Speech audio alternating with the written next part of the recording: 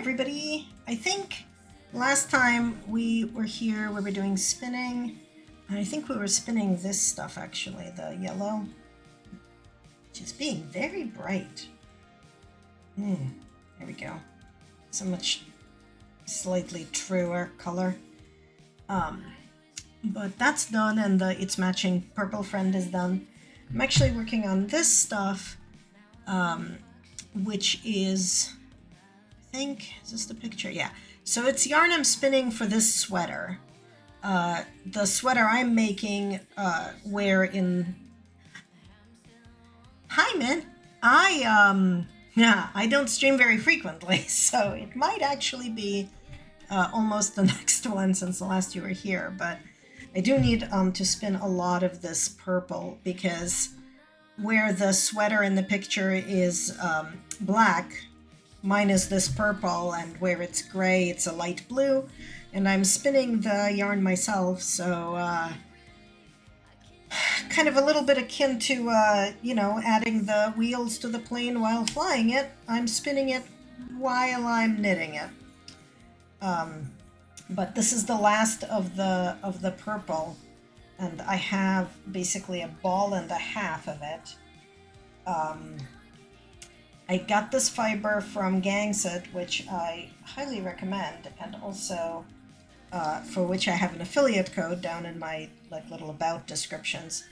But I really like them. They're mostly like macrame supplies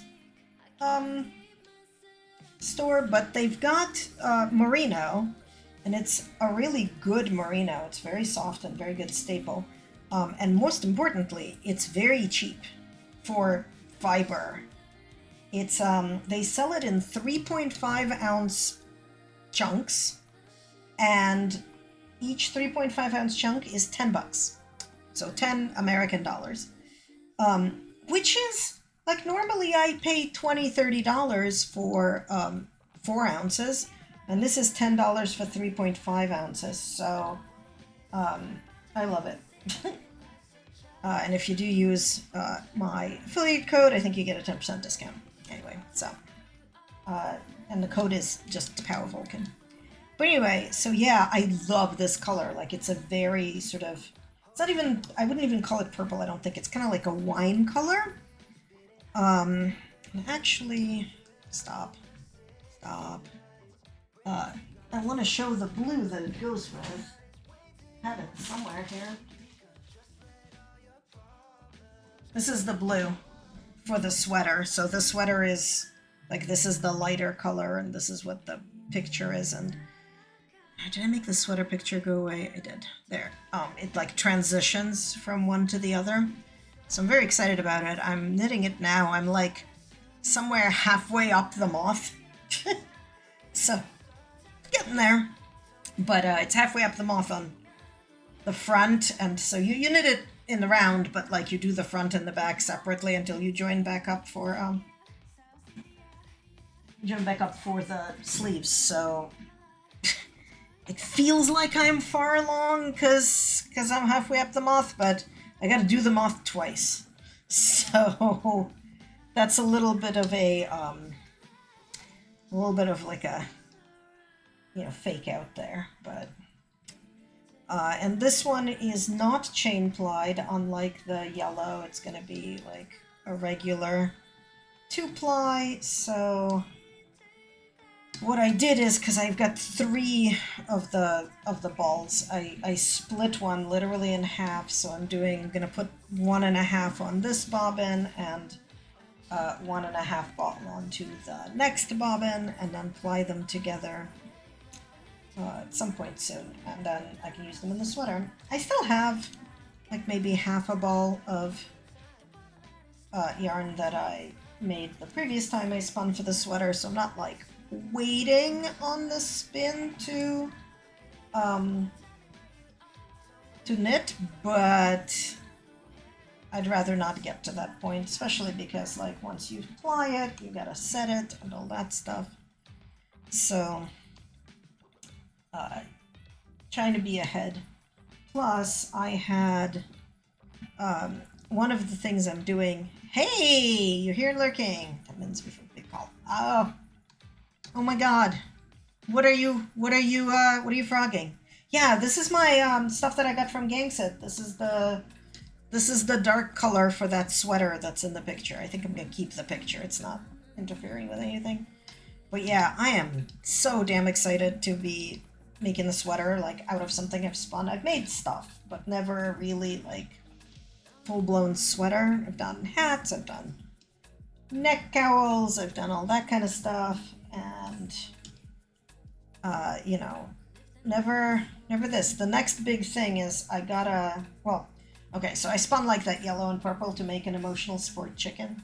So that's really next, but I really want to use my fiber for my weaving, but I want to do it on my rigid heddle, and it's packed. So that's gonna be for a while. Daisy T. Okay. Oh, I hate when that happens. Ooh. Yeah, this is, so the sweater is like, it's this and it's, put it away. Put it away right before you got here. Ah. That is the color combo for this sweater. So in the picture where the gray is, it's this blue, and where the dark is this wine colored, so, which I think is technically called violet, but, which I guess it is, but like, it's got a little too much pink in it for me to like it as a purple, but I like it as a wine color. So, and I'm like I said, I'm halfway up the moth, so it's knit in round from a bottom up, which I know you're not a knitter, so you may not know that, but like, so I started on the bottom and I split for the sleeves, so now I have to do the front and the back separately before I join them back up. So I'm halfway up the moth on, I think, the front, so it feels like I'm getting there and I'm almost done, but like I gotta do the moth twice, so. And it's something like 300 stitches around, because I'm not a tiny human. So each round takes forever. Like, I think I did 5 hours of knitting on it for the, well, no, I'm not out of yarn yet. This is a crap, I need 5 hours of spinning on my Monopoly stitches. And the project that actually came up was the emotional support chicken project. That'd be this stuff. The last of it is drying currently, the purple, but I have 3 more hours and I was finished with the emotional sport chicken yarn. So this is a, what other fiber is like marked for a project, and I'm not spinning it for shits and giggles, I'm spinning it for realsies. So this is it. By the way, following your influencing, I did pick up some of that like galaxy stuff. Yes, that is in fact the yellow that was drying on my shower rod. It's been replaced with the purple that is now drying on my shower rod. But yeah, Luna, I got that merino with the sari silk in it. I got the, I was debating so hard which color to get. I was very tempted by like the blues and the purples in there, but I went for the black because it's much more nebula colored. I have no idea what it's gonna be like to spin with it, but it's here and it's on the list, so.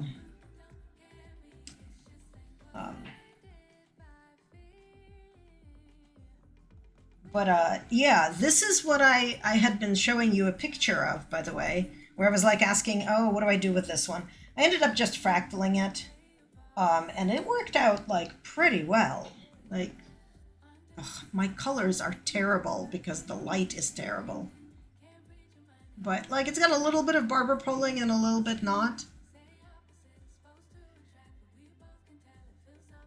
But yeah, so yeah, that came with like, so it was that color, and then I've got a yellow that I just showed, and then there's like a periwinkly purple that is currently drying in my bathroom. But yeah, I am, that set came from, I get these boxes from Greenwood Fiberworks. I think they're in Utah somewhere, so closer to you. They had a subscription box like for 1 year, one a month, and that was amazing. But now they have a sort of a never-ending subscription box. Um, each month, it's a new national park, and we've got like 50 something national parks in the country, so it's set for many months. But basically, you get a 4 ounce and two 2 ounce chunks, and it's not bad price wise. I think I get the blended fiber, and it's like 60 for basically for 8 ounces. And I think if you don't want the funky blended fibers, you just want like nice merino, it's a little bit less. I think it's 45 or 50 or something like that. But for the blended, so like that stuff that I had over there, that's a merino bamboo silk. I've also gotten from them like buffalo camel silk blend. Like their fibers are not so amazing, like insane good, not so nuts. And her colors are phenomenal, as you can see. So basically, yeah, but it's a 4 ounce like slightly variegated blend or whatever mixed colors blend, and then two ounce braids of solid. That is like matching. So yeah, I hate that lamp. That lamp just is possessed. Like it's on, but now it's a little bit less on. And sometimes it goes completely off. But the reason I mostly don't use it is like all my lights are on voice command, but that one, sometimes in the middle of the night, just turns on. And like it's a desk lamp that I have pointing at the back wall away from my computer to just add a little bit of light. But like, I don't want that to turn on at like 3 a.m. or 4 a.m. or whatever. Like it wakes me up. It's so stupid. I don't know what's possessed. I think it's the light itself, not like, because it's not the automation. And I don't know why it does that.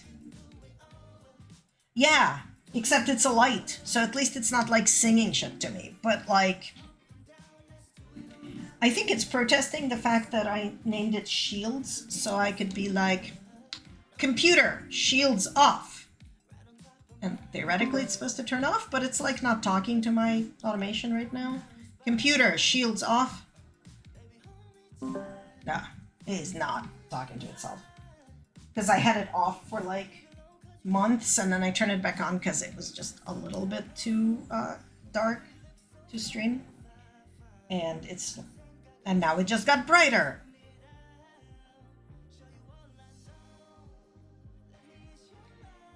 I think it's mad at me. Either that or it's mad that I have not seen the new season of Star Trek yet, which I have not. I did finally finish, my friend and I are watching together, so I finally finished season 2.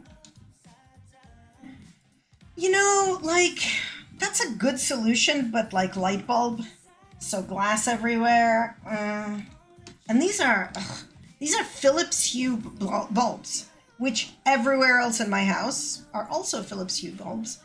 And they are like, I don't know, $29 a bulb. So I don't want to just destroy it, but on the other hand, it's certainly not working. But yeah. Yeah, most of the lights in my house that are not like in the laundry room or the bathrooms are voice activated, because I got tired of going to bed and realizing that I left the lights downstairs in the kitchen on, and I'm like, I want to be able to turn them off from my phone. So my living room, my kitchen, my entryway are automated, my bedroom is automated, and my second room is also automated, so. And I just have an Amazon friend in every room. But the one downstairs is named Alexa, and that's fine. Because I did not want one of those names near like where streamers and various YouTube people say the name, and then like suddenly I have 57 cases of soda arriving at my house or whatever. So this one is named Computer. It's going to potentially wake up because I said its name. But sometimes it's smart enough to, realize I'm not talking to it, and sometimes I'm just like in the middle of something and I said something, I'm like on a Zoom call or whatever, and it's like, I don't think I understood you. I'm like, that's because I wasn't talking to you.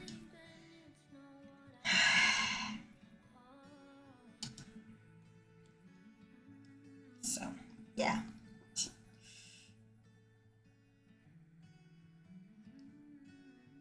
The other thing that I'm doing too is, this is running off of battery, and I've got the battery, I think it's down to 3 little lights out of 5. So my goal is I need to spend so much that it drains itself down and I remember to recharge it before flying to Seattle. Which is like in, I don't know, 2 weeks? Something like that? 3 weeks? The hell is today? It's the 22nd, right?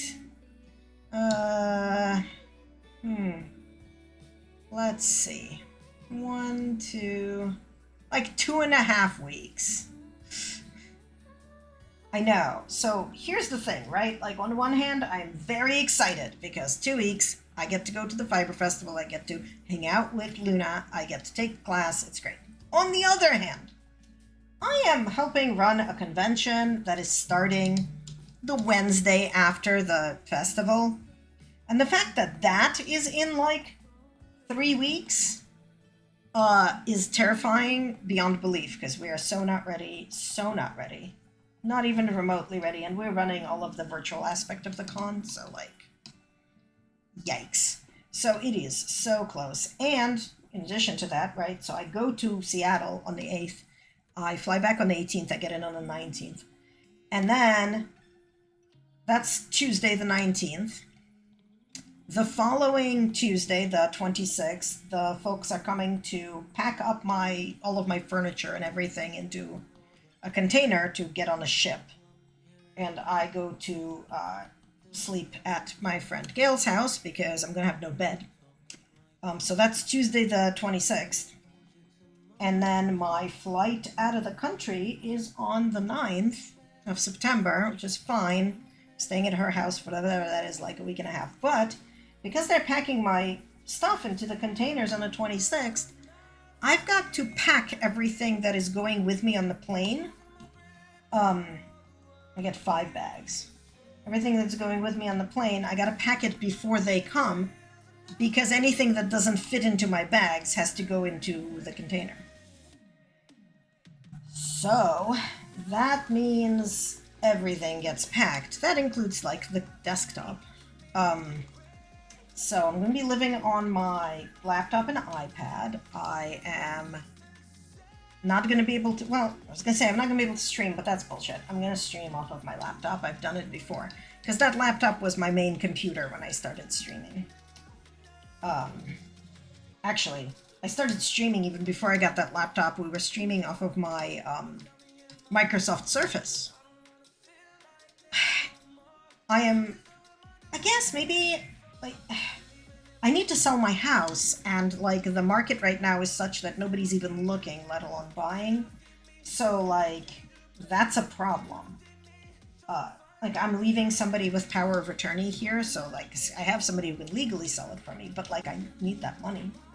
I went to the car dealership today, because I was getting stuff done on my car, to talk to them, like, what are they going to give me to buy my car, because I need to sell the car, too. So I got an answer out of them, and it's not bad, although CarMax promises to give me more, so I need to investigate and see which one I'm actually doing, but, like, mostly it's, like, all the logistics, all my paperwork and all of the bureaucracy is done, and I explicitly was scheduling the move to happen after the Worldcon, so after the convention in Seattle.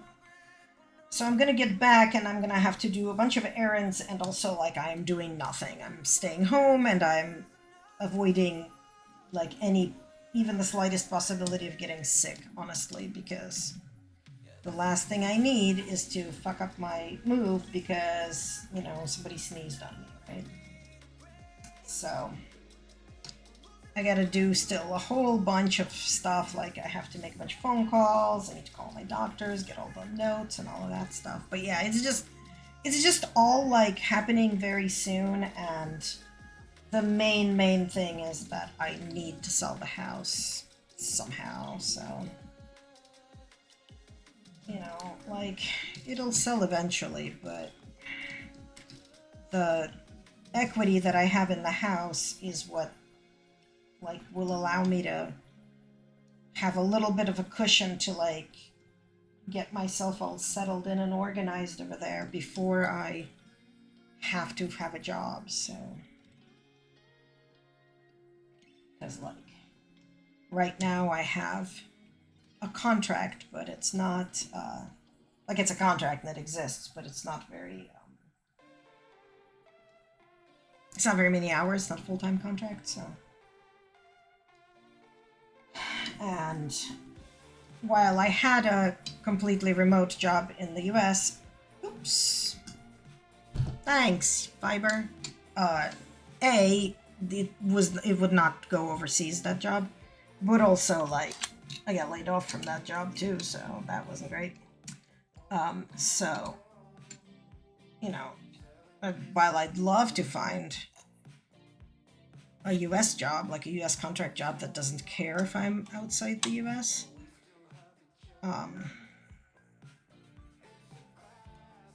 I am much more likely to find an actual job over there, which I can't look for until I am over there, and therefore have, you know, a legal ability to work there, right? They can't, you know.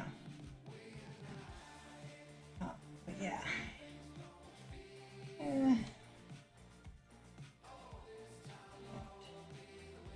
Finding a job is like about the same everywhere, right? No fun.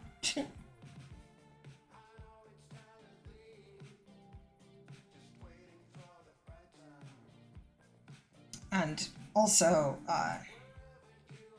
I've been chatting with Ryan, so this applies to you, Mint. I've been chatting with Ryan about what to do about the game, because once I move, I can't play. Okay. Yes.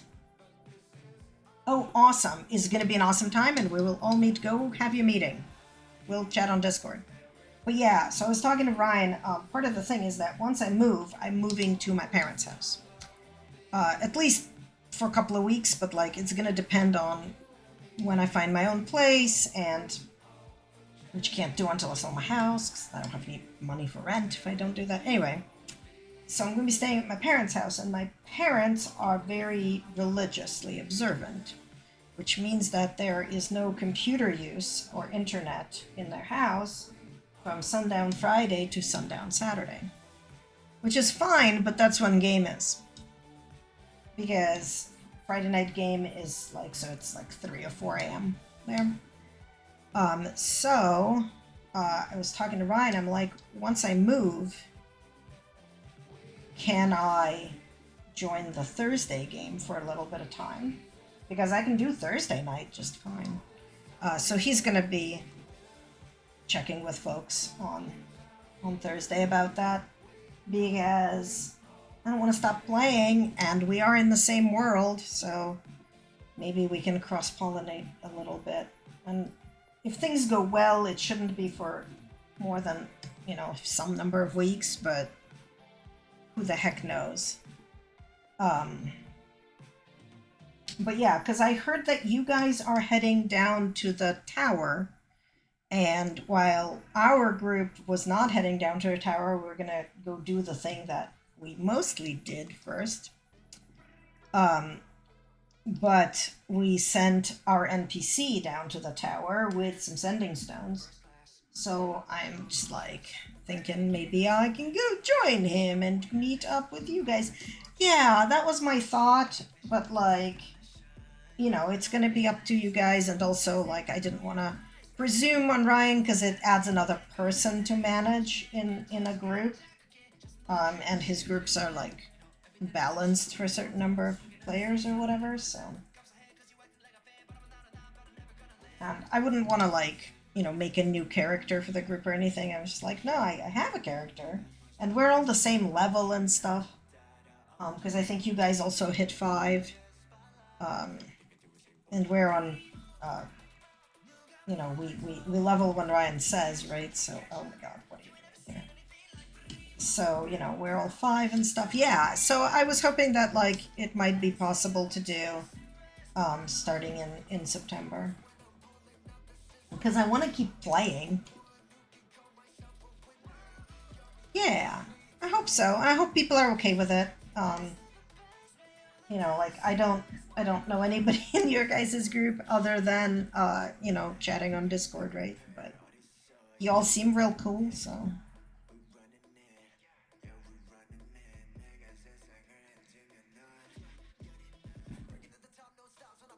And I know that on our end we have one person who is in Hungary, so we know that it all works internationally and stuff.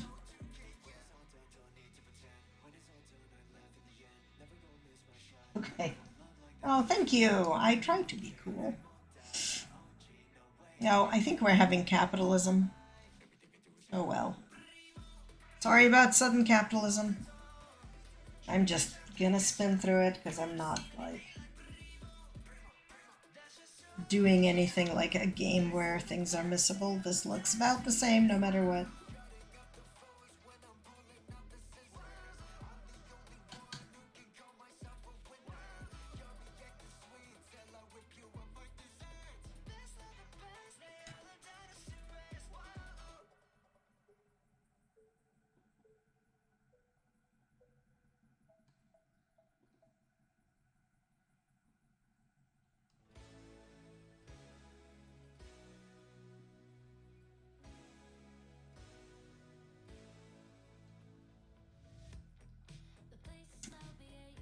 I keep meaning to switch my cameras around. See if I can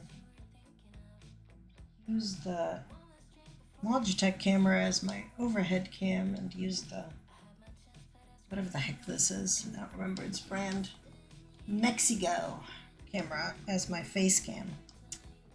But I haven't done that yet because that involves a lot of playing around with cables, which is not necessarily always a good thing.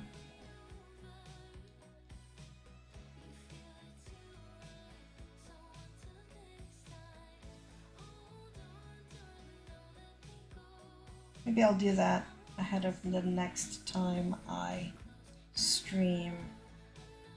So the worst that can happen, I completely mess up my setup and nothing works, right? But shouldn't happen. Like 2 working cameras, how bad can it be?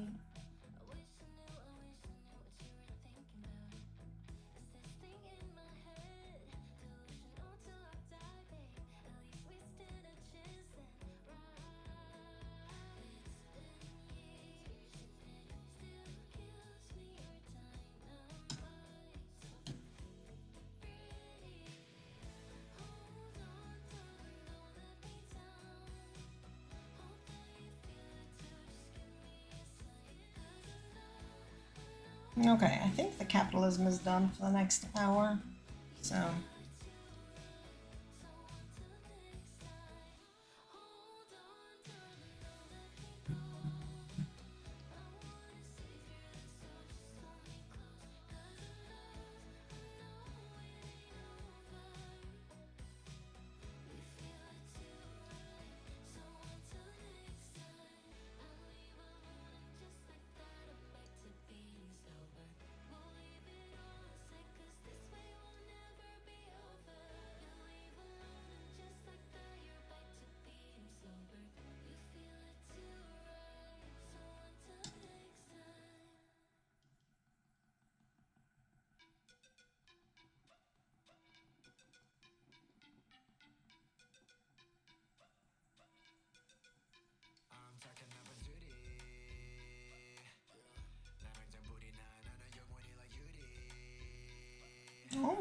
Almost done with this. This is It's half a ball.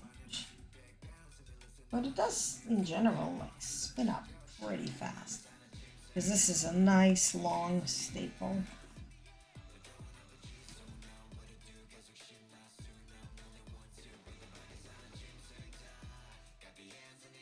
Now the stuff I spun last, the purple and the yellow, I chain plied the whole thing, so it's 3-ply technically. But the multicolor is double ply. It's 2-ply, so it's a normal kind of ply. And this is going to be a normal standard 2-ply as well. So that should be pretty cool.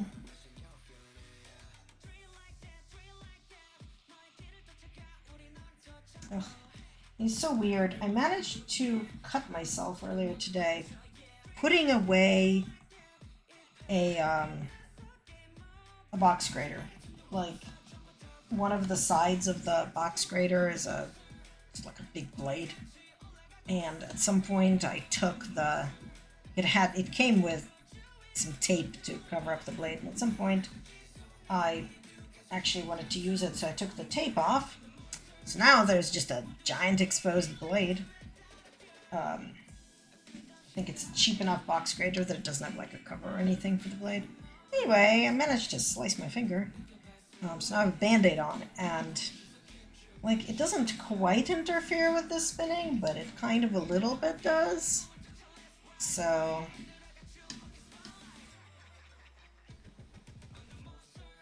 it feels a little bit weird, but oh yeah, that is okay.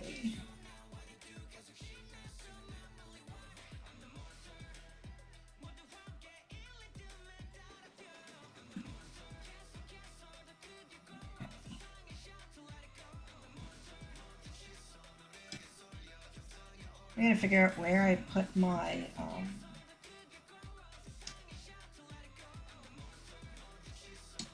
I can words. Oh, my yarn counters, so that I can I'm gonna measure all of those, put them into balls, make sure that I have enough for the emotional support chicken. And then I need to make it, because I've made one, but I'm making two, one for each of my two besties, so that they get an emotional support chicken to have while I'm gone. And that seems like a reasonable thing to do, right?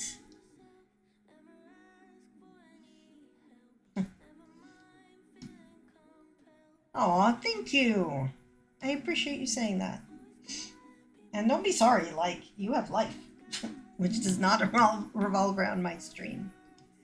But I was just saying I'm almost done with this. This is half a ball of fiber. So then I'm just gonna spin in the next one, because my hope is that I can actually fit all of it onto one bobbin.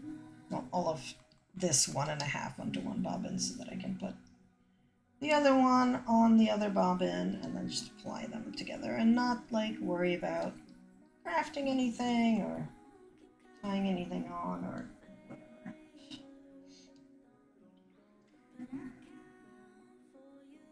I mean, yes, that's it's not just you. That's about where I'm at. Sometimes I'm on the laptop, and sometimes I'm on a tablet, but I have an Android tablet, which I absolutely hate, and I use it primarily to I use software to track my cross-stitch patterns and track what I've done, so I basically just use the tablet for that. And because I hate it so much, I just bought an iPad. Which is not yet set up. I made the mistake of telling it when it was setting up to copy everything from my phone. So now I have an iPad with like 400 apps, of which I need like 3 on the iPad. So I need to go and through the process and like delete a bunch of apps and log into all my things. It's like literally brand new iPad. I got it on Friday. It came in the mail, and then I had game. And then I was busy all day Saturday, and then I was busy all day Sunday, and I started doing a little bit of setup yesterday. And today, I have to take my car in the morning, so I got to do a little bit of that setup while waiting at the dealership, but like mostly I've deleted a whole bunch of apps. So now I have to take all the remaining apps and like organize them into groups. And this is all of my crafting apps and whatever. You know, I keep thinking that, but the one thing I wanted it to do through the phone is kind of like get itself all set up with my Apple ID and all of that stuff. So it did that. I was just like silly me. I was assuming it would ask me which apps I wanted, not just assume I want all of my phone apps on my iPad, never mind that some of them don't work on the iPad or whatever. And it's just like, okay.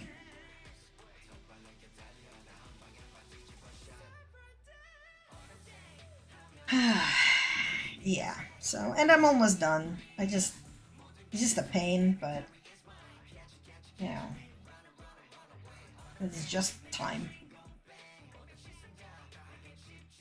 All that copious time that I definitely have a lot of. Okay, come on.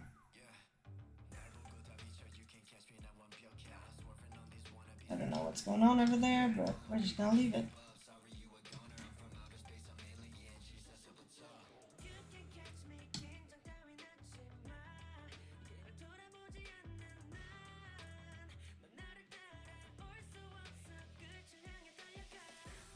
I was winding the yellow off onto my nitty naughty and like during game on Friday, and Ryan was like, "What are you doing?" I started explaining about yarn, and I think I just got him even more confused. Time, it's not even that. Like, the pandemic and the quarantine just fucked with my sense of time so much. And now time has like no meaning. And yeah, I never have time to do all the things I want to do, and I'm not working. So what the hell am I doing with my time? And I don't know. I think everything just takes longer.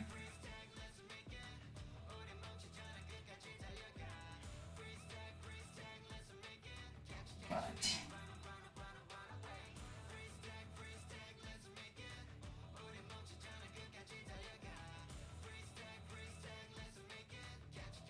yeah,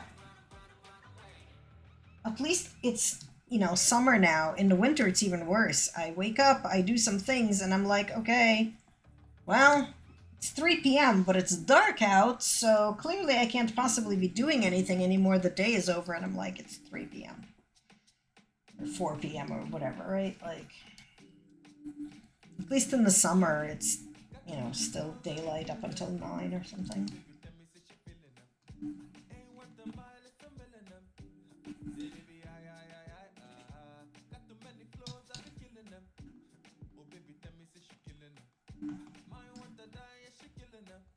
Yeah. This is just, time is an illusion.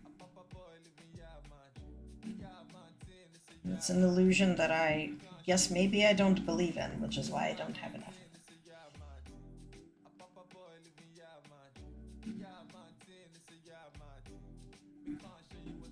And yesterday, like the whole day was wasted. I had a medical procedure at like 8 a.m. and I got home by like 10:30, but I could only sit up for like maybe an hour at a time, and I had to lie down for the rest of it in between. So I got very little done. Very, very little done yesterday. So mostly I was lying on the couch with an ice pack. Today, at least today, I like am back to mostly normal and can sit up.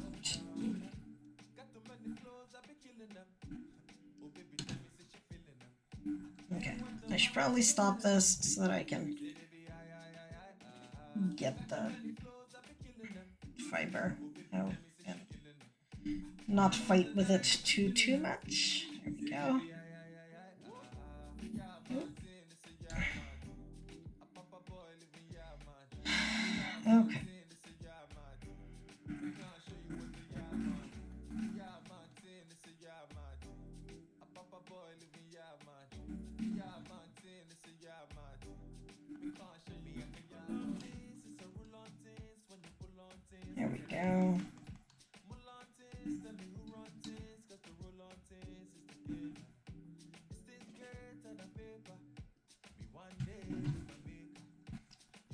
The one thing about the Gangsid fiber is that they clearly just like cut it with scissors. It does a little bit. It is very fluffy, especially like over here, but it would not taste very good, and then you would have fibers in your mouth. But yeah, they cut it like straight across, so some of the staple is short because of that. Yep. So just kind of gotta give it a little bit more of a finesse, like until we get through the very end of the thing and get to sort of the real fibers. I mean, these are just as real. They're just, some of them are just shorter staple, and shorter staple just means that needs more twist to not fall apart. But yeah, I was explaining to Ryan, I'm like, well, when I spin it, it gets a lot of potential energy. And when I apply it, some of that goes away, but a lot of it is still there, so you don't want potential energy in your yarns, so you gotta like basically get it wet and then whack it against the side of the bathtub a whole bunch of times.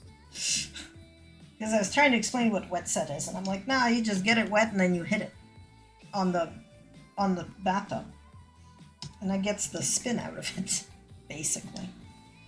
I don't think he believed me, but that is literally what I do. Like I put it in a big long loop, like was in that picture, and I get it wet in my sink, and then I hold it at kind of like two ends and whack it against my tub, and then I move my hands so that like I'm holding the other side of the circle and whack it against the tub again. Then I hang it up so that it dries. And then I twist it up in a skein like that, and it's ready to go.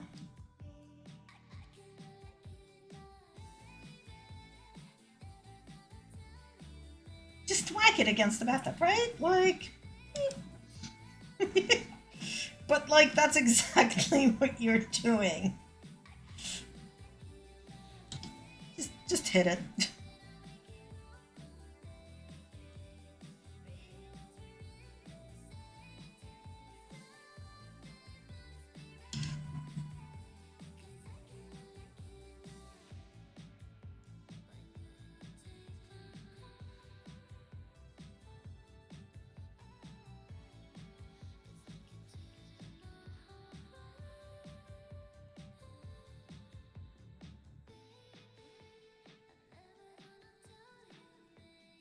Yeah, but that's just to get the water out, right? Like I wring it, I press it against the tub and wring it. But you still have to whack it. You have to it's not to get the water out, it's to get the twist out. Because otherwise it gets kinky, the yarn. And not in the fun way, in the annoying to work with way. And again, it's because you've left twist in, it's got potential energy. And so when you ply, that gets some of the twist out because basically you spin things in one direction. So my wheel is spinning this way. When I ply, it spins the other direction. And that kind of, makes the threads sort of push against each other to kind of stay together, but there's usually still a lot more energy in the fiber than you want. So you gotta let it work itself out, and it, honestly, like you whack it against the tub and it makes a thwacky noise, and some of the energy went into making the noise, right? Because something physics, energy can't be created or destroyed, but sure can transfer it. So we just want to get some of that energy transferred out so that when I knit with it, it doesn't, Violence solves a lot of things, honestly, especially with fiber. But yeah. Yeah, you like squeeze the as much water out as you possibly can first, but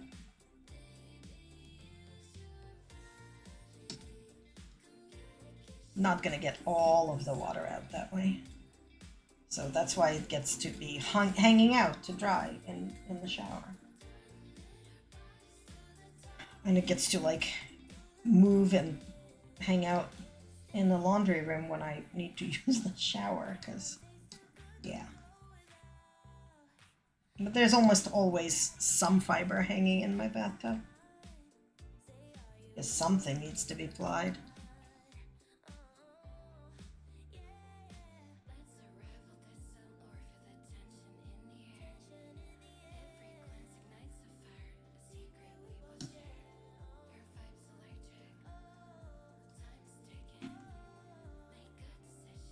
And that twist is like what we're doing here, right? Like, once I let go, the twist travels up, and that's what makes this into yarn.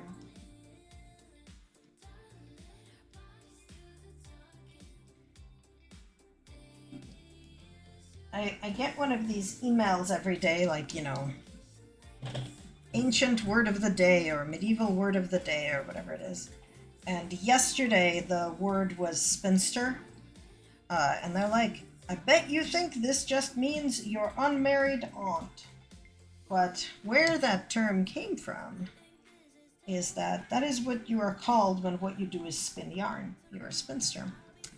But apparently, mostly this was a job done by unmarried women, and they could make enough money doing it that they stayed unmarried, because this was in a time when mostly women got married, because like that's how you had any money, because you know you weren't allowed to like own a business or anything like that.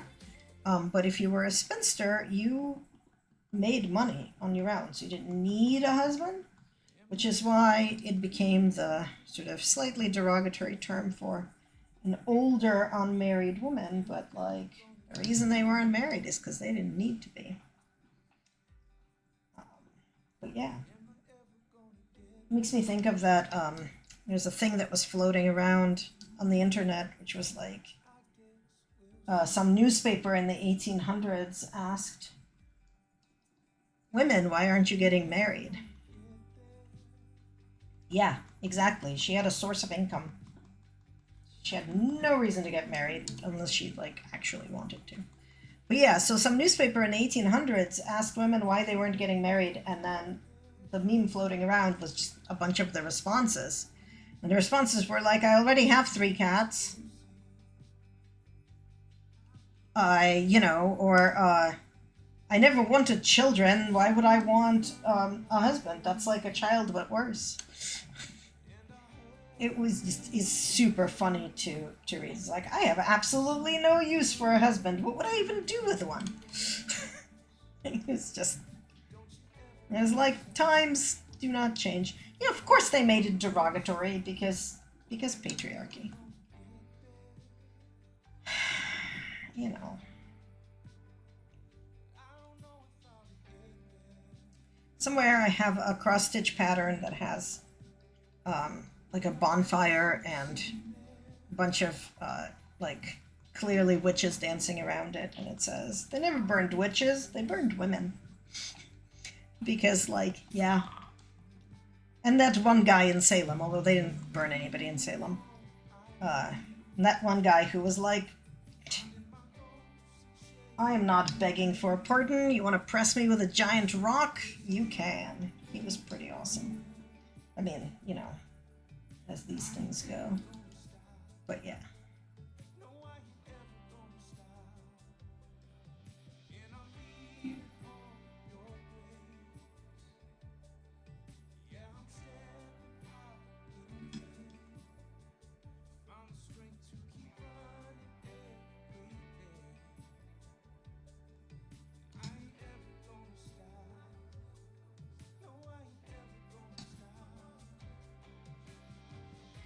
was watching. BBC put out a whole bunch of different shows, including Tudor Farm, Tudor Monastery Farm, that I really like, because they got this woman Ruth, who's a historian, and these two archaeology dudes, and the three of them just kind of like live in the appropriate way, you know, like, so they do like, this is the clothes, this was how we did farming, and you know, this they also mention it, but Ruth had one of the very big wheels, which was called a walking wheel, because you walked along with it, not like from place to place, but you paced back and forth to do the spinning. And she was like, if you do this the entire time of the day you can, which is when it's daylight, you walk 10, 20 miles a day doing it.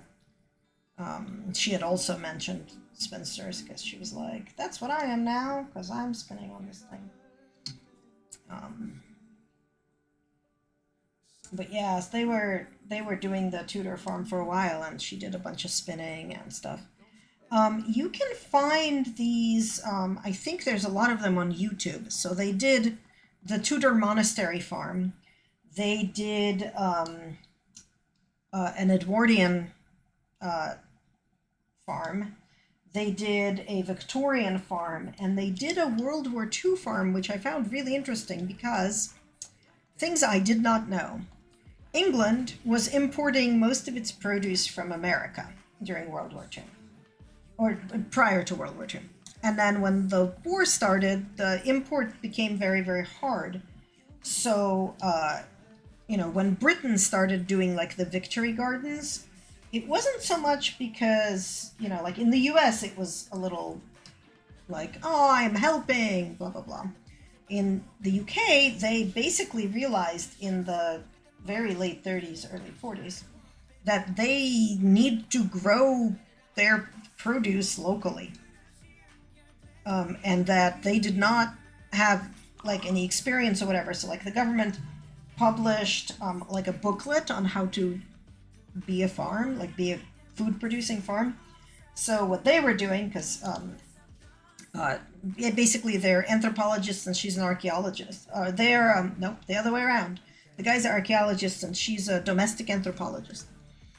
So they were like, okay, we're gonna go and we're gonna farm using the tools that they had, because it's not that long ago. They're still around. Like literally, they were using the old tools, and using the methods that like the government said in this booklet.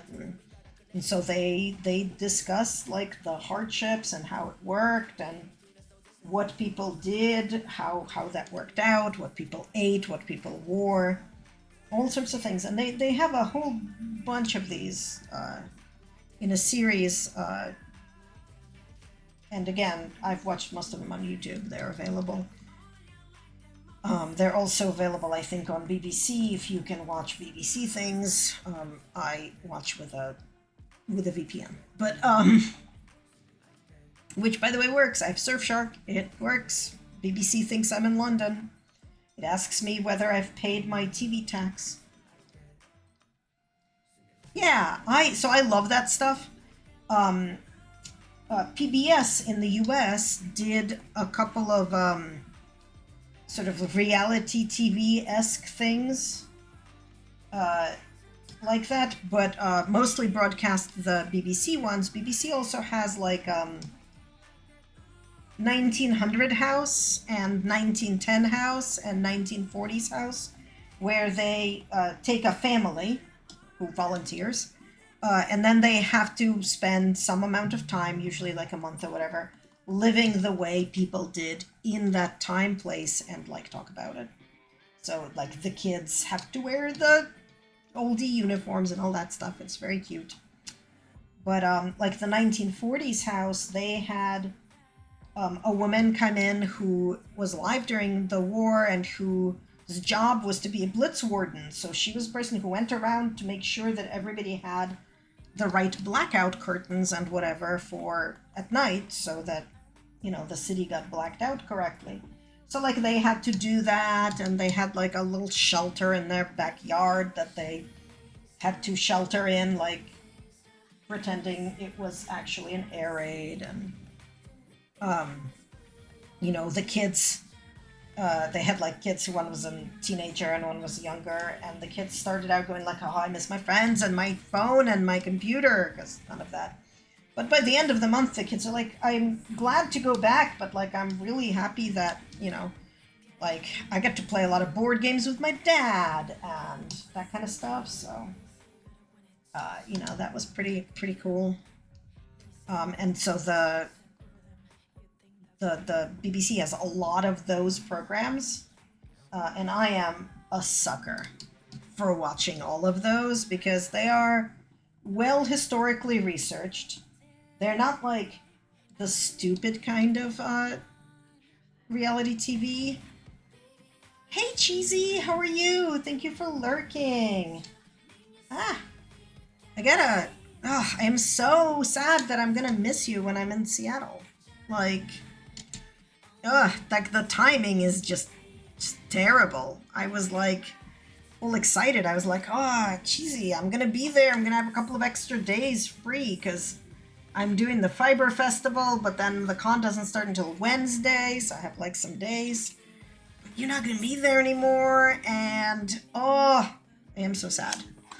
But I am so excited for you. I'm so excited. I know nothing about your new job or anything, but I hope it is amazing, and I hope they appreciate the awesome human that you are that they're getting, and I hope your family adjusts easily to the new area and stuff. Are the kids excited? Are they gonna continue like the activities? Are all the kids moving with you, or just like the underage one? Because I think isn't your oldest not in school anymore? Or is your oldest still in school too? But yeah. Well, anyway, I hope that everything is awesome and works and stuff. I know a move is not easy. I was just talking about my upcoming one as well, so I feel ya.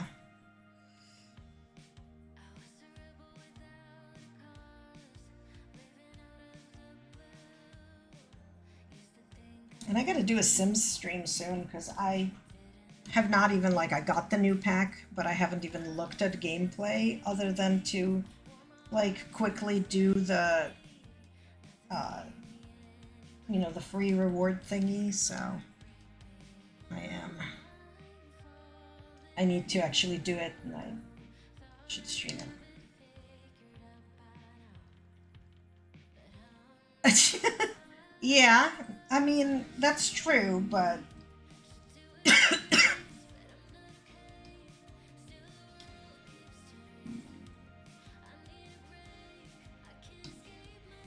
you are moving to the state that has made the most astronauts, because so many people wanted to leave the state. They went to space, but that's mostly just a joke. It's a perfectly fine state. Oh wow.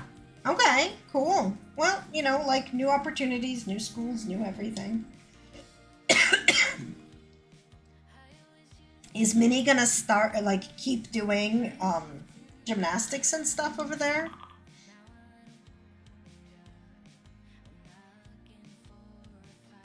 Oh, I breathed in fiber. Not for breathing.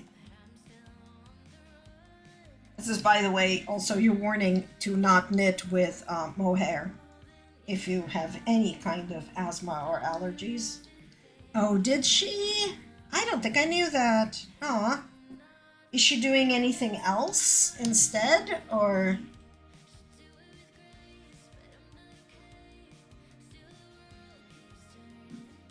I have not caught your streams in forever, so I'm so out of the loop. Sorry. I am bad, but I see notification every time you start streaming, and I'm like, I am in a meeting. So it's like always something. Because of course it's always something.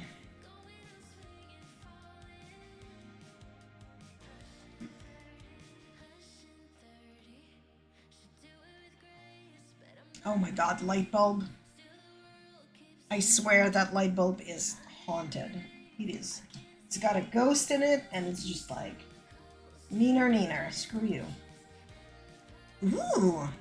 Well, she's got a little bit of time, right, before she can? Because she can't possibly be, like, in high school yet, right? But German is fun. That's what I did, is I studied German, and in high school I went abroad for, like, because it was high school, it was only for, like, 2 weeks. But I went for 2 weeks to Hamburg, Germany.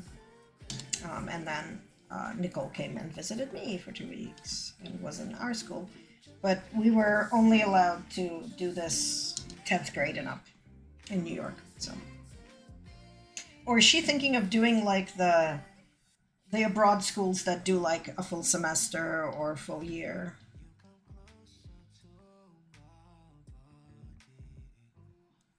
Because that is also fun.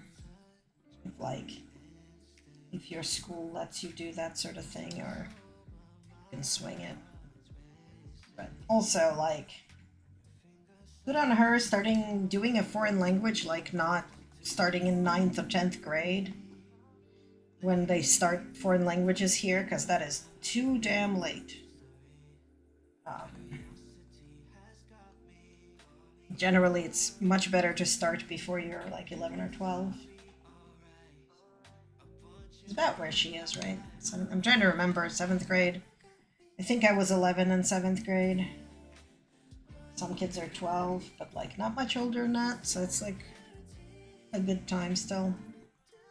Because after that, your language acquisition center turns off, so you can still learn, but that's when folks are like, oh, it's harder to learn a foreign language as an adult. That break is biologically, it coincides with when your voice box drops, which is much more obvious in boys, but happens in all humans.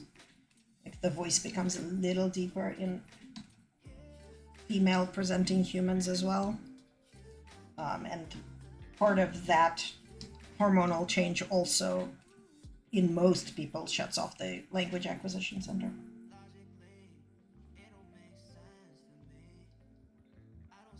But yeah, well, good luck to her. German is a fun language. And you get to say perfectly innocuous things like, I like to read books and watch TV, and everybody's like, oh my god, it sounds like you're cursing. So it's kind of funny. But I don't know how much of it I retained. I think I took like 6 or 7 years of it together between high school and college and stuff. So.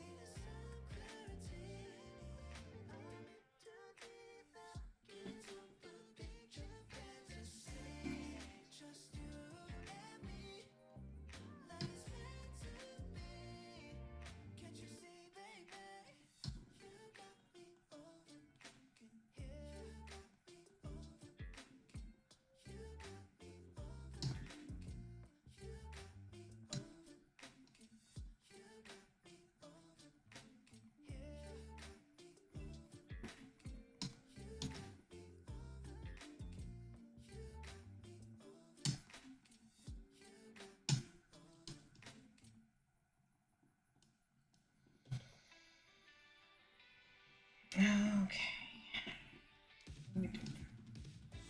We seem to be doing okay. Alright. We've got 23 more minutes of no pre-rolls, which is about when we will need to do another capitalism break. which I'm determined to not skip, unlike the last one, which I didn't notice was happening.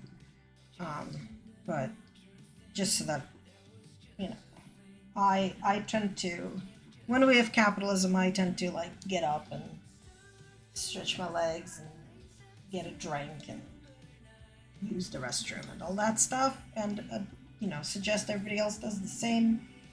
It's not good to just keep sitting, right? And especially because I have the auto winder and I don't have to stop the spinning to adjust the stuff. I especially need the break because otherwise I spin for hours, and that's not good for my back or my hands. It's probably not good for the wheel either. It's probably better for it to have the ability to chill, but mostly I guess it doesn't care.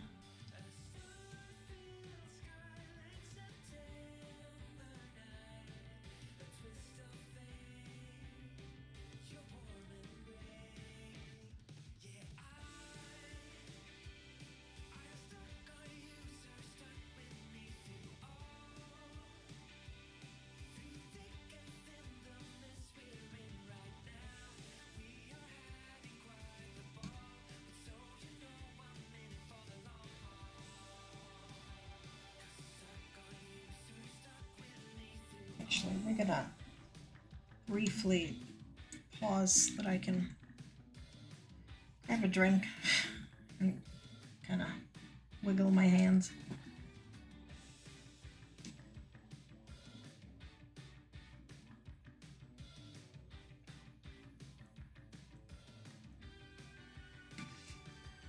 Oh.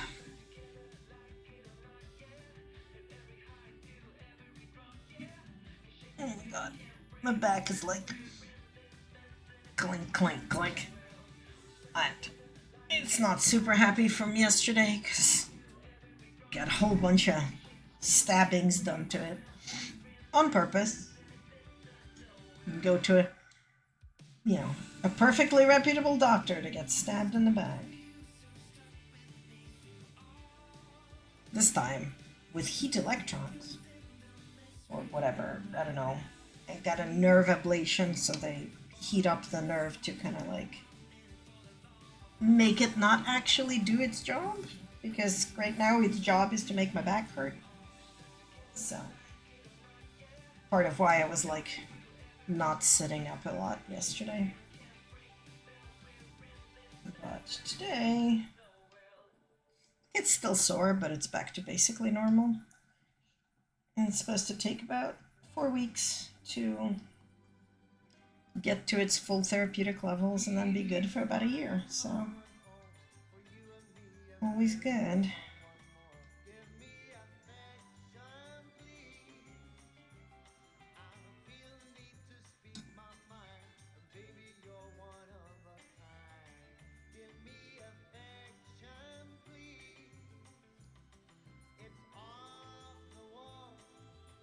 Let's see what else is going on. I went to IKEA last week, so that was a fun adventure, and I bought a bed frame. I also bought one of those tables that like basically it folds up into like a cabinet about this wide, and then it's got 2 leaves on either side that open up to be a table with like a little folding leg. And it's pretty sturdy, and that center column that's narrow has a bunch of drawers in it, which is pretty cool. So this is going to be my, like, I think main crafting table. So I'm bringing a small desk, but this is going to be a crafting table. So I got that, and then I got a bed frame, and earlier in the week I went to Jordan's Furniture. Yeah, IKEA is amazing. Yes. Yeah, well, my friend and I went when they opened at 10 a.m. and we got home at like 6 p.m. So, yeah, it's a full day. Go through the maze, go through the marketplace. But yeah, I don't like their mattresses. They're not very good. So I went to my local furniture store and ordered a mattress, but I bought the bed from IKEA.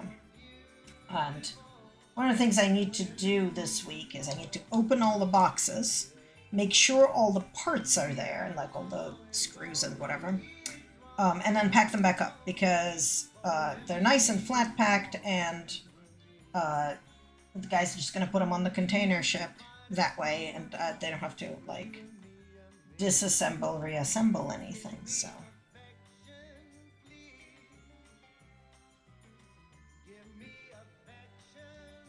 But yeah, I love IKEA because we went through the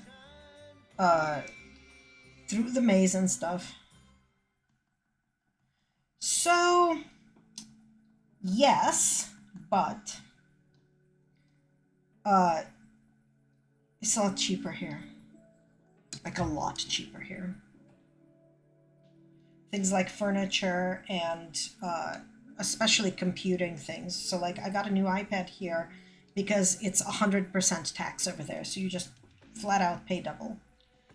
I'm not bringing any appliances like, you know, washing machine or stove or anything like that because the power grid is different. So that's not worth it. Even though I have a brand new stove and a brand new fridge, it's not worth it. And also everything is smaller. But like, I am almost certainly gonna pick up a new laptop here. I just upgraded my phone. Gonna upgrade my Apple Watch. And the other thing too is that I wanted a very specific kind of mattress. It's also why I didn't want the IKEA mattress. And they're not very easy to get over there, and there's no way to get them shipped. And since I was gonna, you know, have the container anyway, because I have a floor loom, a weaving loom that I need to get over there, and the container is like the only way to do that. So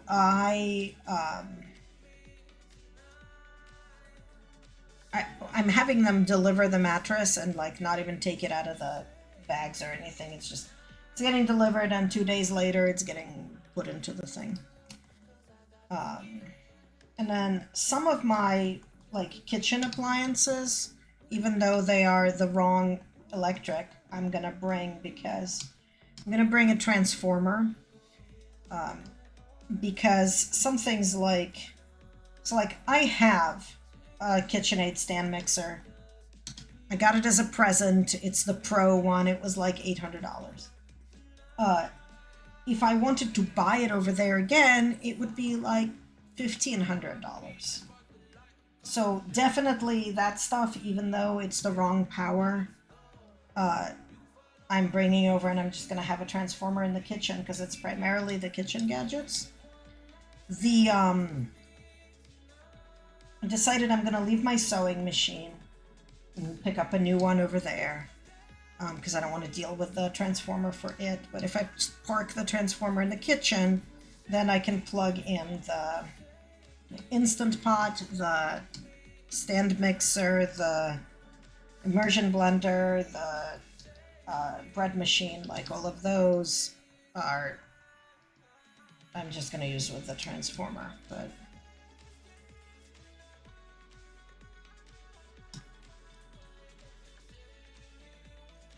and things like my computers all work dual power, so I can just get a, you know, different power cord and it will be fine.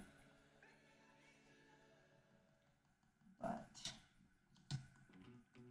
oh well, yeah, there is a lot of prep. I started the process in January, and a lot of it has been like getting the documents and, you know, getting the government to attach apostilles to my documents and all of that. But there's also this other stuff. It's like there's also just stuff that is gettable but not easily gotten over there. So like I'm stocking up on fiber a lot, and because it's just the shipping is really bad. But also, like, I've been meaning to get an upgrade kit for my loom to switch it from a 4 treadle to a 6 treadle. And I've mostly been, like, procrastinating and not doing it, but like, I don't want to try to get that shipped over there, so I just ordered that yesterday. So that'll hopefully arrive in a week or so, and then I will go through the process of adjusting it, because it involves like taking the loom apart a little bit. So, you know, you know how that is. That's part of why I'm so excited to go to that fiber festival too in Seattle in August. I'm bringing an extra suitcase with me because I really want to pick up a bunch of fiber, and um, I'm bringing extra suitcase and like the little vacuum seal things so I can store the most amount of fiber in my luggage. I gotta fly with it.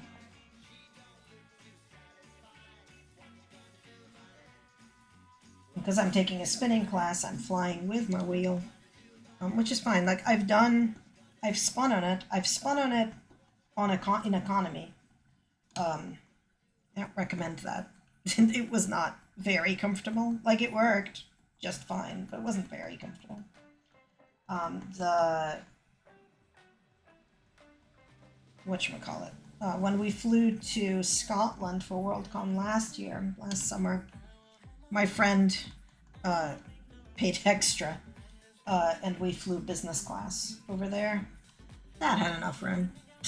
Oh, like definitely had enough room.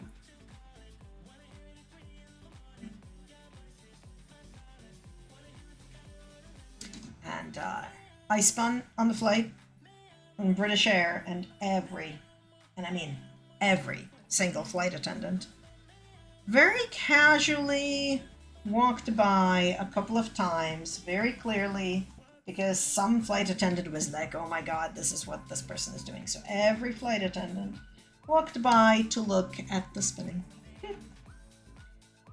But yeah.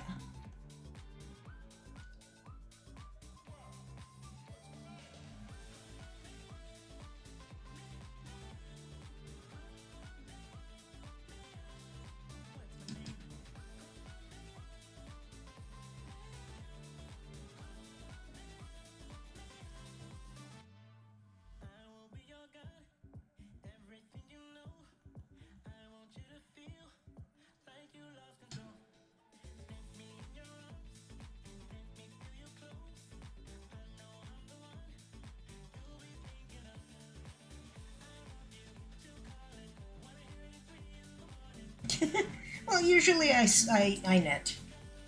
But, well, okay, let me rephrase that. Usually I sleep. But, like, the craft I bring with me is usually knitting. And because I needed to bring my spinning wheel to both those places because I was either teaching or taking classes with it, and, like, I'm not putting it in checked luggage, so it's coming on the actual, like, into the flight with me. So I might as well, right?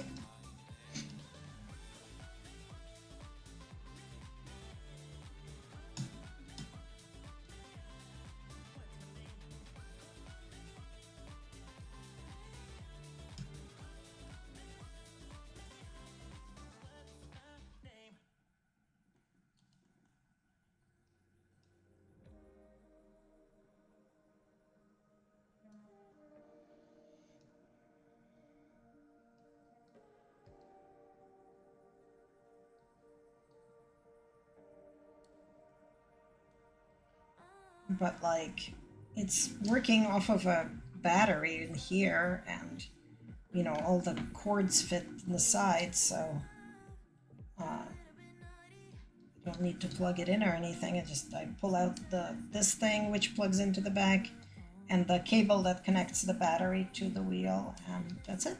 I'm good to go. And it's light enough that it's fits fine on the little table that's in front of you. It's just there's not a lot of room, so I was doing spinning to the side like this on the flight. And I don't normally like to do that. I have like a long draw, and I pull fairly far back, right? You can kind of see. But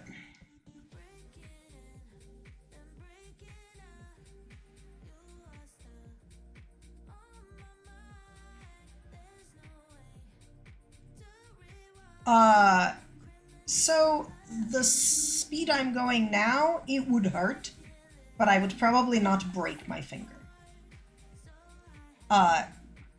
It's on 2. It goes up to 6, I think.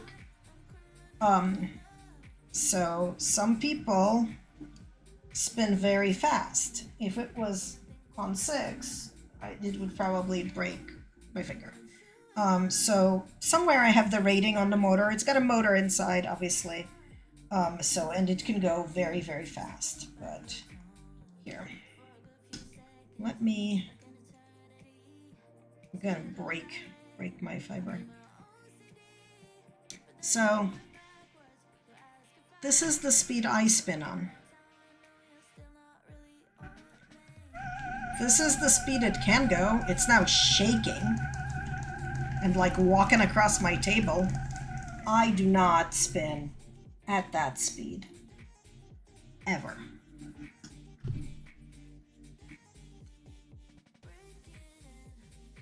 Yeah, and at that point it makes a lot of noise. At the speed I spin on, it's not making any noise. I know, because I've spun while in Zoom meetings for work. And no one noticed, which is for the best. But if you're in a many hour long boring Zoom, it's great.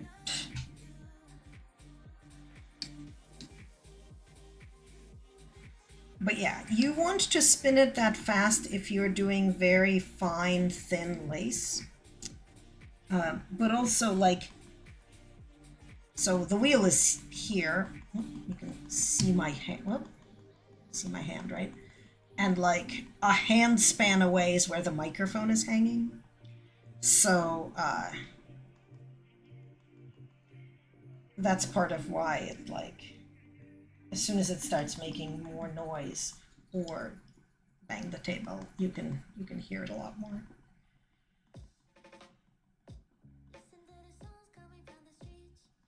But yeah, like it is completely whisper quiet otherwise.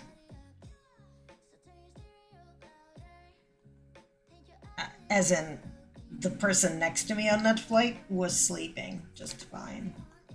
Not at all hearing it. Like, obviously, like, I can hear it spinning, obviously, I'm here, but like, if I was 2 more feet away, it would not make the kind of noise that would be, like, audible to real people.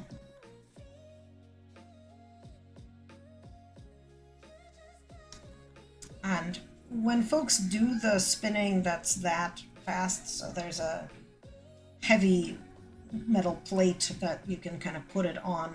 I have a plastic box that's got a battery and an empty space right now under it, right? But if I was going to be spinning on the very high speeds, I would detach it and put the plate under it, and just so that it would not like walk around the table. And then there's also a like a little elastic band you put across the flyer that also helps it stabilize, because again, when it spins that fast, here, explain, right? So this thing is the flyer, the thing that spins, and it's got 2 arms, but neither one is attached on the other end. So when it spins really fast, right, because physics, these guys, even though they're heavy and metal and this one is full of batteries, they like splay out a little. So there's a little band you put just across over here to hold it to not splay out, because when it splays out, it's not as efficient, but also it changes how much spin it's putting on the fiber. So I moved it too far back. Now it's like not visible. There we go. But yeah, it basically it has the motor underneath there, and this is spinning, and this is a drive band, and it is attached to that. And then in the back, can I make it so you can see? You can see the string here. That is just, it's a piece of string that's sitting across, and it's just giving it a little bit of tension. So the tension makes the bobbin spin at a different rate from the flyer. And what that does is it makes it suck the yarn in. So like if your yarn is not getting pulled in, you adjust your tension, and the reason you want it to be pulling in, obviously, is that's how it gets wound onto the bobbin. But yeah, the bobbin it's got a rod straight through it, but it's otherwise like free spinning on that rod, so it is going at a different rate. But because the yarn is threaded through the flyer, that's how it gets its spin. If the bobbin was spinning at the same rate, then it would just pass through. Kind of deal. So yeah. And this is technically a foot pedal. It's got a very long cord, but I have never, ever, ever used it as a foot pedal.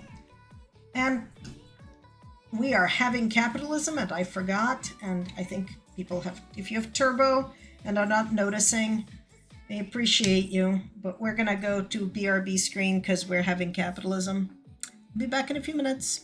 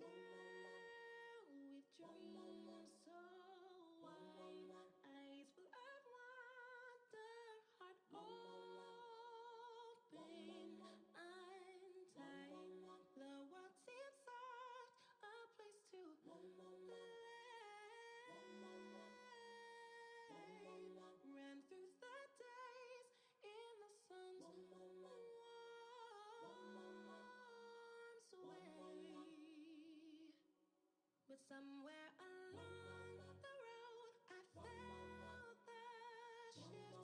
The days turn heavy like an unseen rift.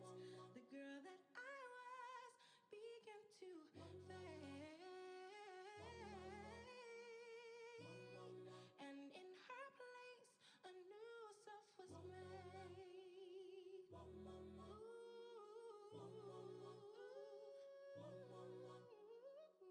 I'm in between, I'm not quite old. A girl, a woman, both in my soul. Learning to balance, learning to be in the struggle. I find the real me. I feel the pull of who I should be, caught between the past and what I can see. The weight of the change rests on my chest. Questions that made no sense.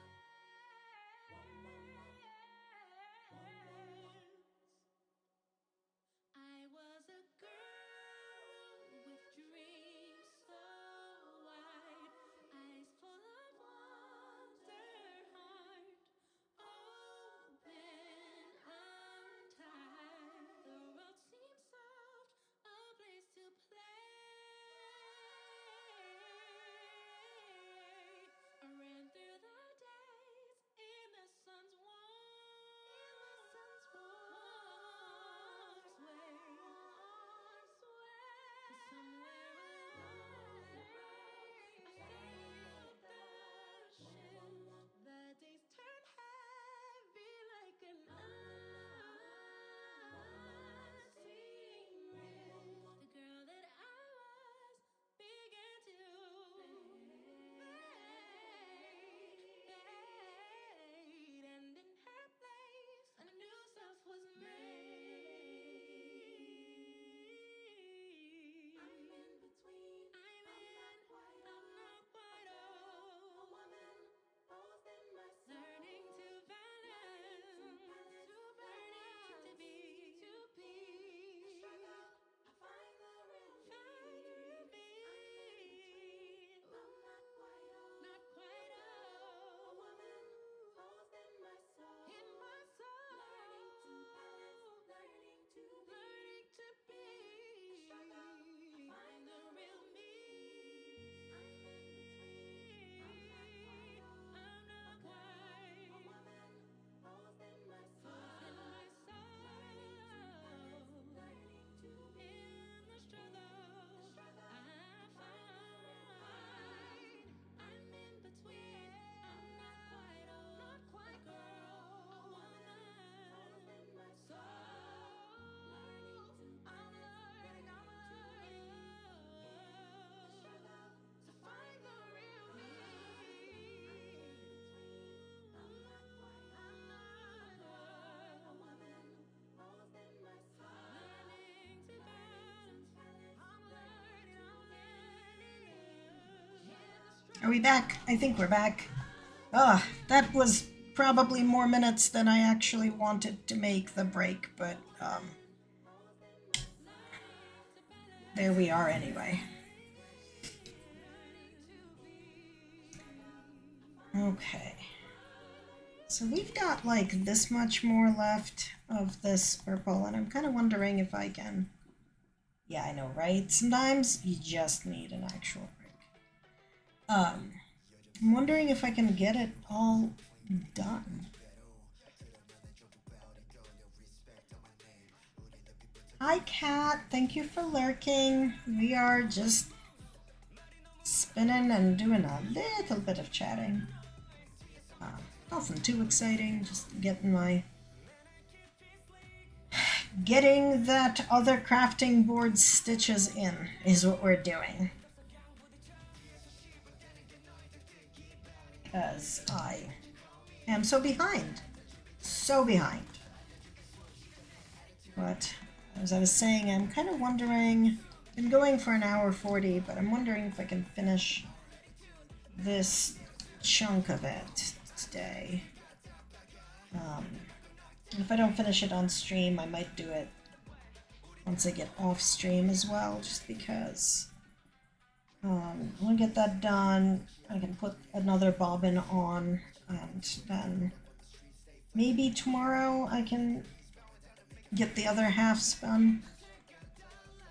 Hey Box Puppy, how are you?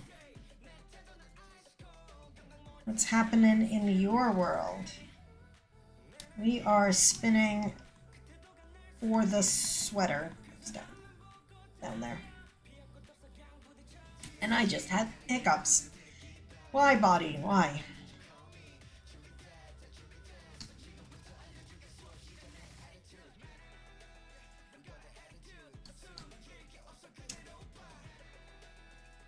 I got some very lovely bright purple and bright yellow as well.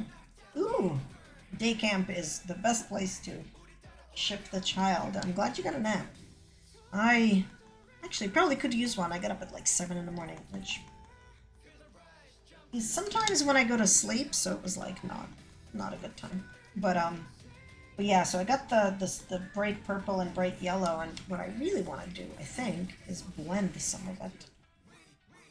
But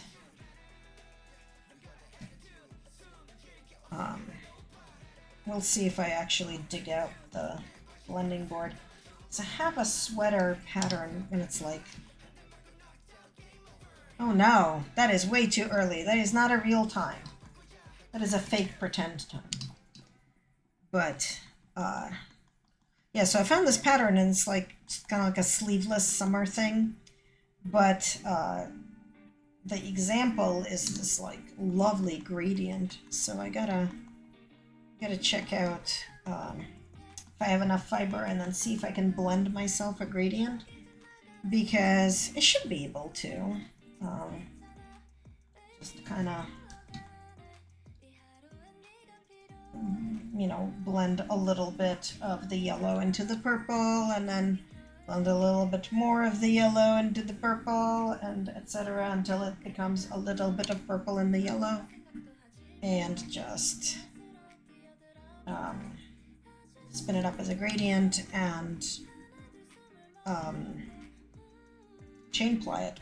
Hi, fiber. Why? Why fiber? Why?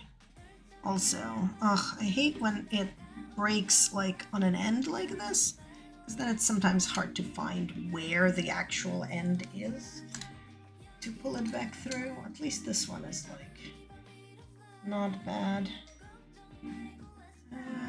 Come on.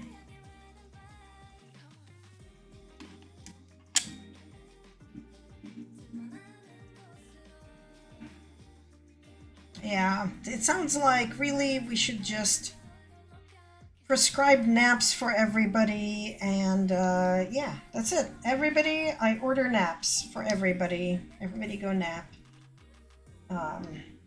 Maybe that's what I'll do once I'm off stream, is I'll take a little nap. That will guarantee that I'm gonna stay up until way too late though, and I have a 9 a.m. meeting tomorrow for work. That contract that I have, it's like a couple of hours a week, but yeah, see, the exercise done. I have prescribed it. I'm not a doctor, but I prescribe it. Poof, you can go get the nap.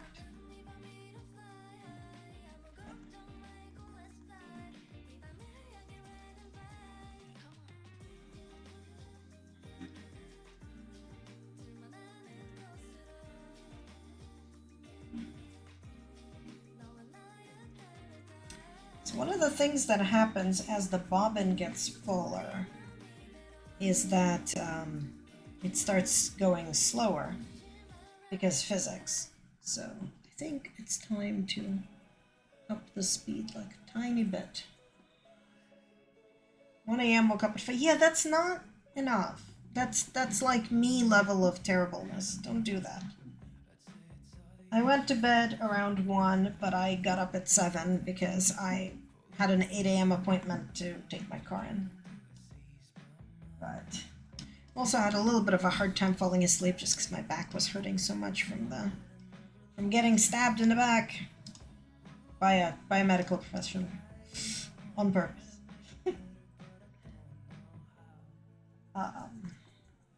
In an insurance sanctioned way even. But yeah. Woke up and it was like a billion times better, so that's something.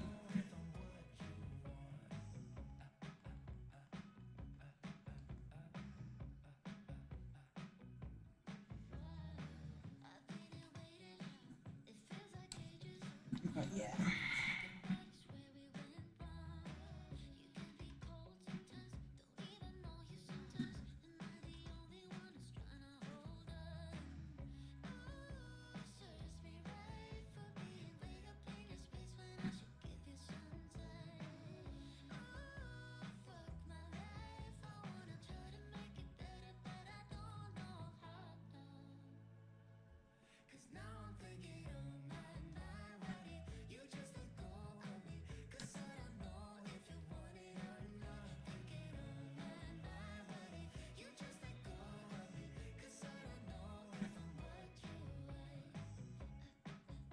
The light is just having fits. Just dimmed and then went back to being gray. I'm just like, okay, light. That's nice. Who knows whatever it is that you're doing? Not me.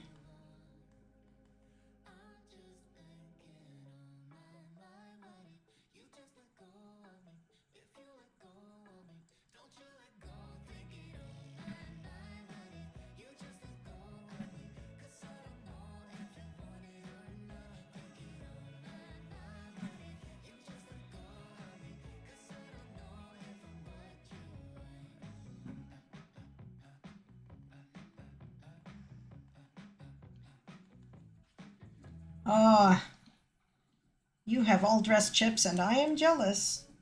They are very rarely available here.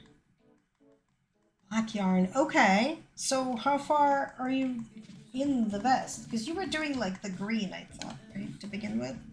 Because it's a green and black. Ooh.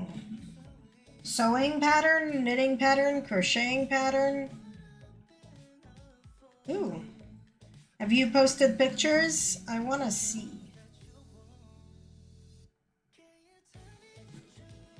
Is it like one of those market bags patterns? I keep seeing them. I've never made one. Yeah. Drop the pattern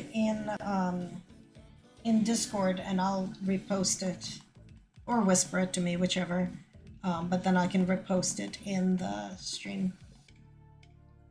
Has no links in stream.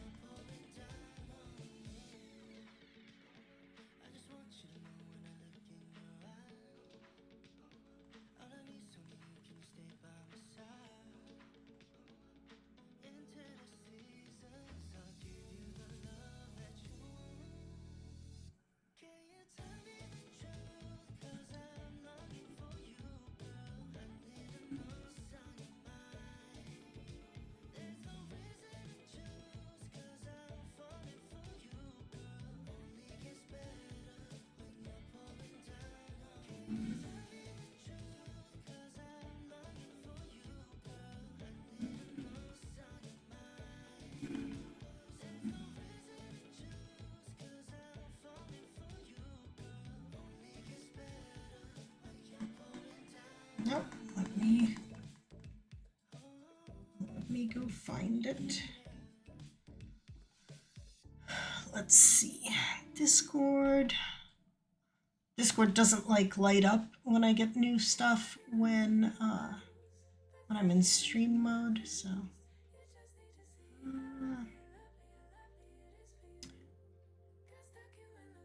uh, copy link. Oh yeah, what would you change the handles to? I'm gonna go follow that link and see what the internet looks like. Oh yeah, it's got like I-cord handles or something. Yeah. Oh yeah, that's true. I'd want to line it too because like with it being crochet, right, it's gonna be full of holes. But yeah, shoulder strap absolutely is I think what it needs. Oh my god. We started talking about naps and my body's like, nap now? Nap now? Now nap? Why am I not signed into Ravelry? Stop signing me out. I want to be able to save in favorites. Thank you. Yep. Save that in favorites. Also, why do I have a message? Oh, because somebody friended me. That's fine. Okay. Just need to go back to where I was.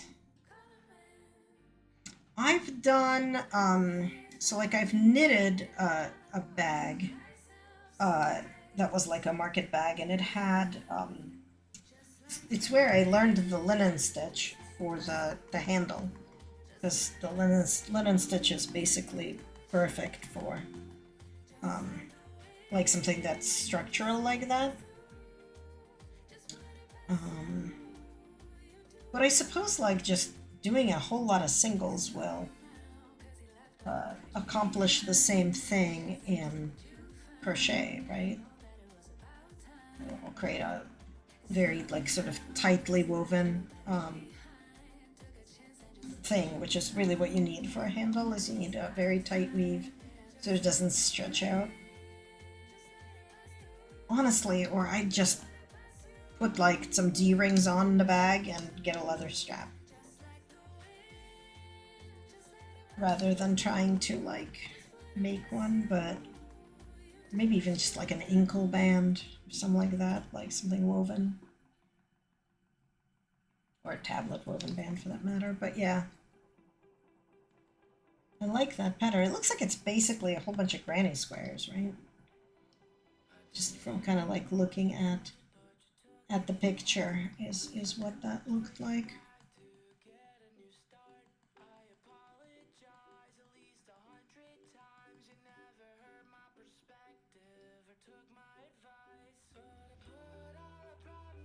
It looks like fun, is what it looks like.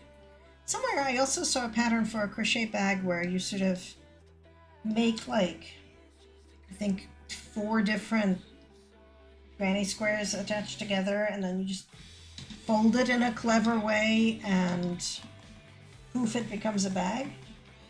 I don't entirely fully understand how that works, but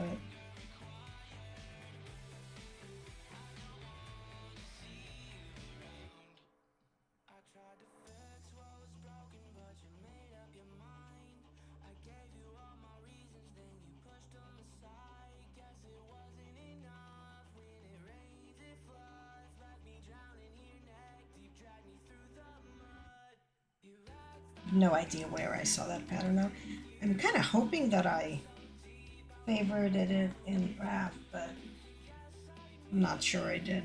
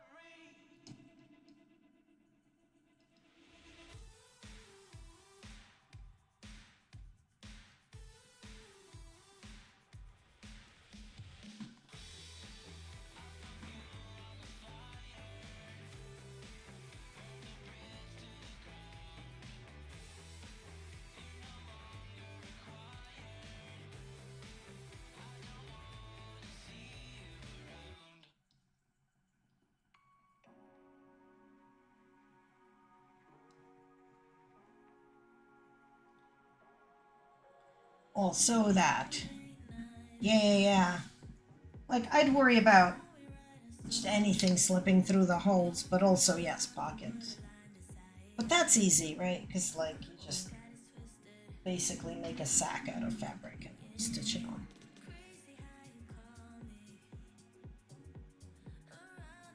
Eventually, the bag I use as a purse is gonna wear out, and I feel like I'm just gonna end up making my own because I can never find anything that I really like, so.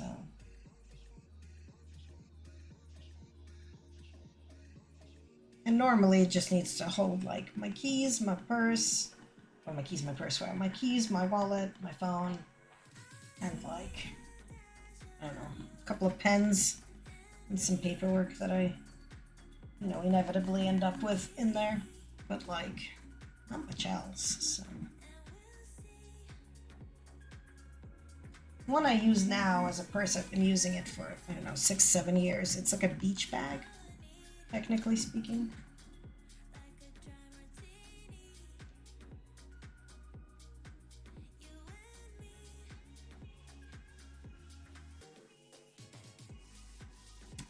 It's just very comfortable and very, very sturdy, clearly, because I've had it for how long?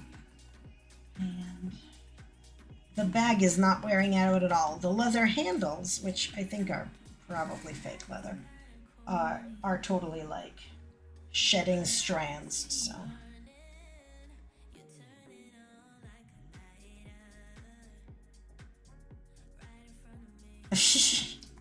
Yeah, like you could use that, but. Oh.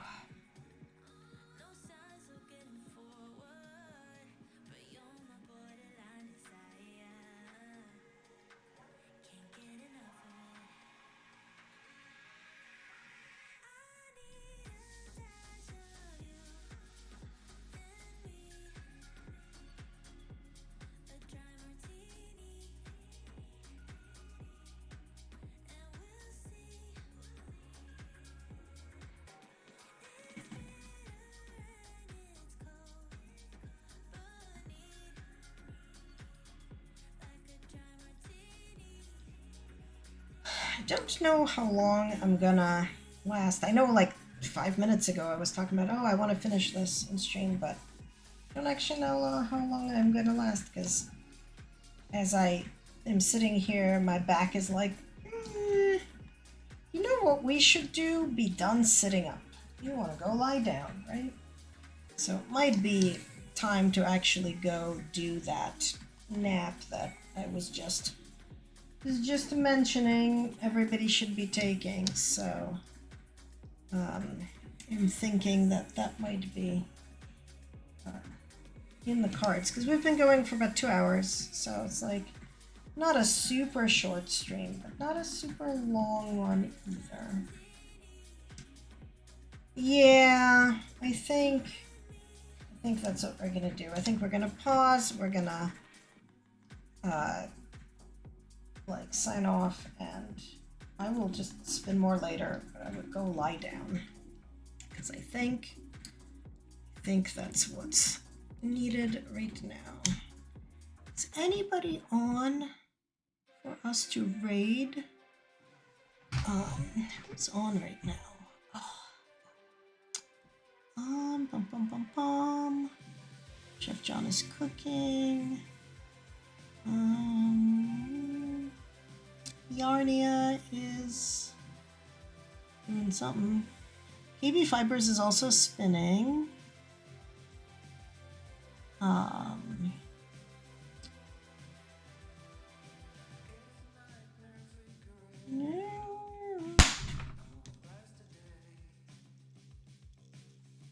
What just made that noise? I don't actually know. What? Like my soda is making noise. So I'm kind of assuming it was the soda bottle. Right under the microphone. I'm so sorry. Oh my god. Right, but nothing did. Like, I'm not sure where it would have snapped. I think it was the plastic bottle because, yeah, nothing else around that could have. Yeah, the light works. Yeah, I don't know. I don't know, but it was a horribly loud noise. I think it was the soda bottle that, that was like right under the microphone, because it was also fizzing, like it got agitated, but it could have been that the microphone made the noise, but I don't think so. But also, like, again, not seeing really anybody. Okay, not seeing anybody to go to, so we're not gonna raid. We're just gonna go. So I will see folks later. Sorry about the terrible noise. And we'll try to figure out what the hell that was. Anyway, goodbye. Thank you for hanging out.